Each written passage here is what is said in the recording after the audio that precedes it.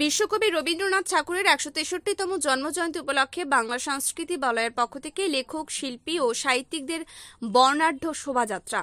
বুধবার ২৫শে বৈশাখ বিশ্বকবি রবীন্দ্রনাথ ঠাকুরের ১৬৩তম জন্মজয়ন্তী উপলক্ষে বাংলা সংস্কৃতি বলয়ের পক্ষ থেকে লেখক, শিল্পী ও সাহিত্যিকদের আগরতলা উমাকান্ত একাডেমি স্কুলের সামনে থেকে এক বর্ণাঢ্য শোভাযাত্রার আয়োজন করা হয়। এই শোভাযাত্রায় উপস্থিত ছিলেন ত্রিপুরা বিশিষ্ট শিল্পী, সাহিত্যিক ও লেখকরা।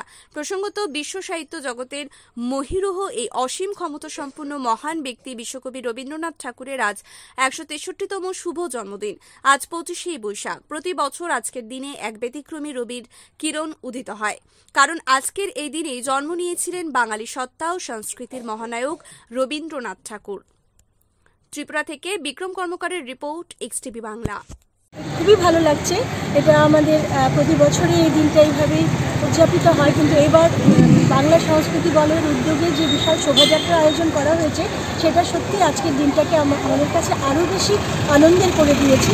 খুব ভালো লাগছে কবিগুরুর জন্মদিনটা এইভাবে আমরা পালন করছি সবাই একত্রে এই শোভাযাত্রার মধ্যে দিয়ে, বর্ণাঢ্য শোভাযাত্রার মধ্যে দিয়ে। অনুষ্ঠানে বেরিয়ে এটা খুব ভালো, এটুকুই বলতে পারি। এরপর আর ভাষায় প্রকাশ করা যায় না, এত ভালো লাগছে।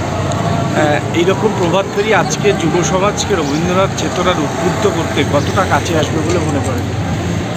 আজকের যুব সমাজকে এই প্রভাত ফেরি, আজকের এই প্রভাত ফেরি যথেষ্টভাবে উদ্বুদ্ধ করবে আমার মনে হয়, এবং আগামী দিনে প্রত্যেকের যারা আজকে যুক্ত হয়নি তাদের কাছেও এই আহ্বান বা এই আবেদন থাকবে, এই ধরনের প্রভাত ফেরি বা এইভাবে যে রবি ঠাকুরের জন্মদিন উদযাপন, এটাতে সবাই যুক্ত হবে।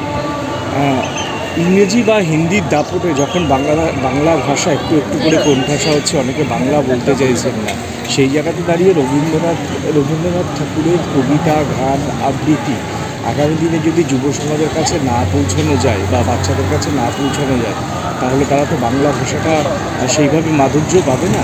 আজকের দিনে তাদের কাছে কি বার্তা থাকবে?